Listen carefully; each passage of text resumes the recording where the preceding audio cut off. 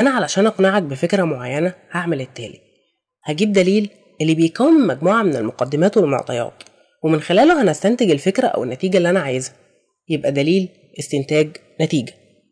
أنا عايز أقنعك إن أنا مقيم في مصر، هقول محمد مقيم في المنصورة، والمنصورة مدينة في مصر، يبقى محمد مقيم في مصر. ده مثال صحيح. مثال تاني: الدكاترة بتشتغل في المستشفى، خالد بيشتغل في المستشفى، يبقى خالد دكتور. بس خالد مش دكتور، ودي مغالطة منطقية، علشان مش الدكاترة بس هي اللي بتشتغل في المستشفى. المغالطة المنطقية هي خطأ في الاستنتاج، بيكون ناتج في الغالب من خطأ يا إما في الدليل يا إما بسبب عدم صحة الترابط بين الدليل والنتيجة.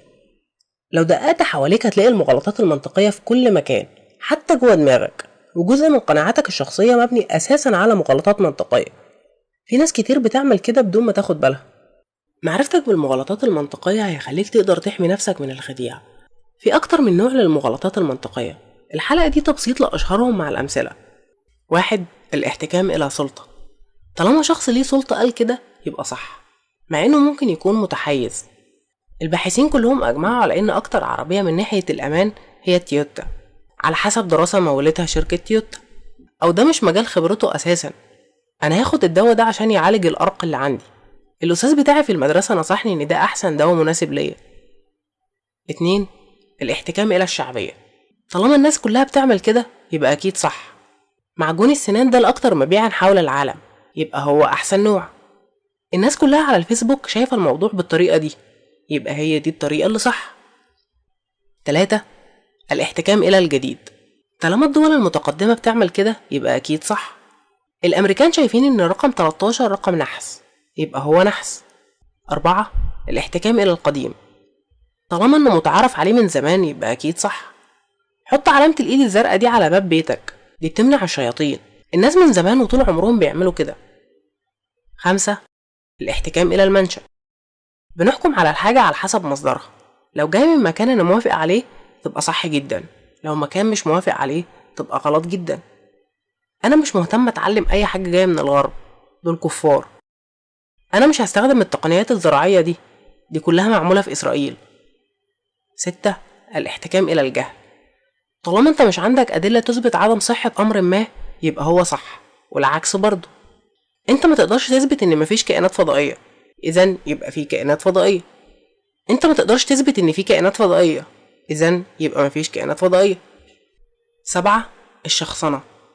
انك تطعن في شخصية قائل الحجة بدلا من الرد على الحجة نفسها. إيمان بتقول ان الأبراج خرافة.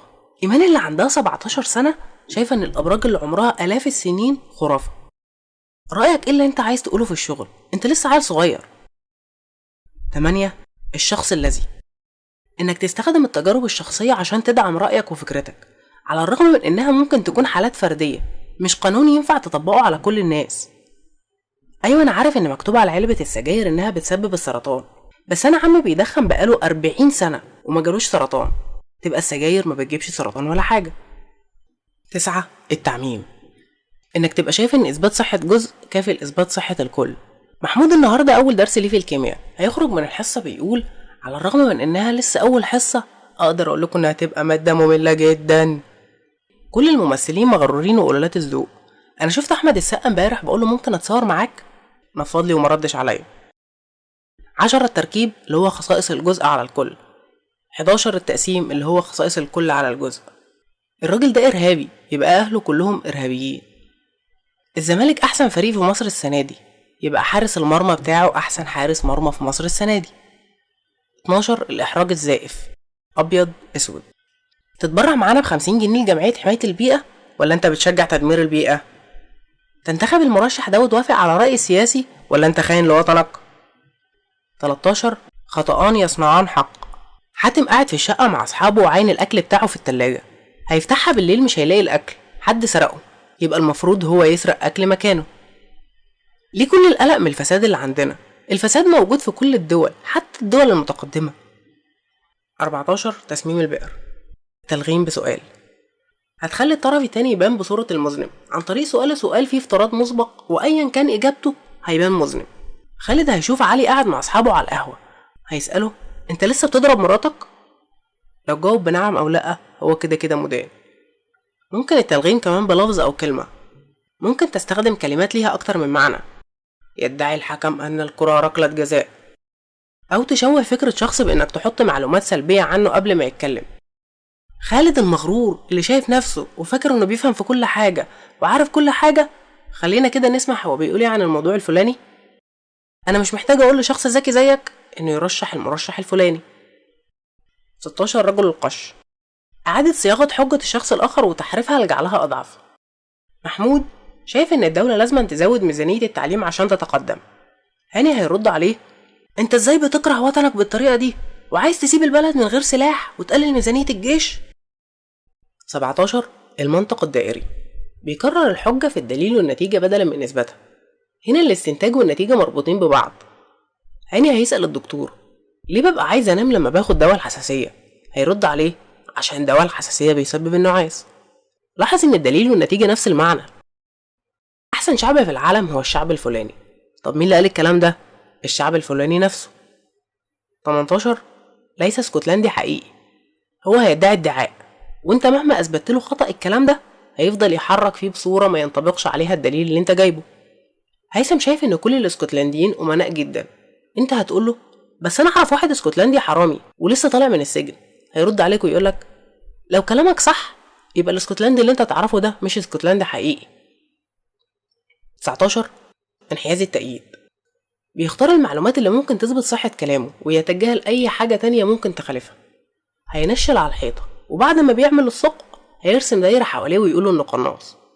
منى علامة فلك، بتطلع في بداية كل سنة على التلفزيون بتقول أكتر من 30 توقع هيحصلوا في السنة الجديدة.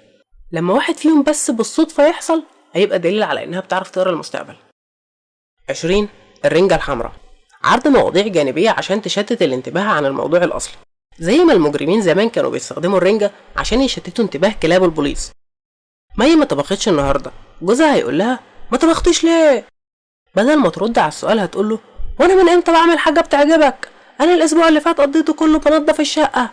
وهكذا هتشتته في حاجات جانبيه ملهاش اي علاقه. 21 التضارب، موظف المبيعات بيقول لي: ما ينفعش تثق في موظفين المبيعات التانيين، دول ممكن يعملوا اي حاجه عشان تشتري منهم.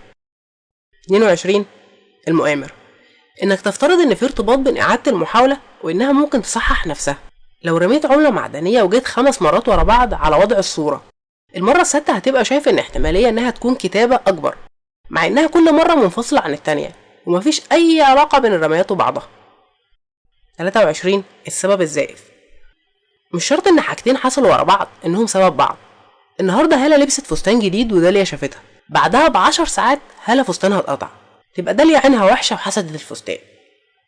الديك بيصيح والشمس بتشرق، يبقى صياح الديك هو سبب شروق الشمس. 24 مغالطة المغالطة، مش معنى ان الحجة فيها مغالطة منطقية تبقى النتيجة او الفكرة غلط. ممكن يبقى الشخص اساء تقديمها والنتيجة صحيحة وليها دليل تاني صحيح.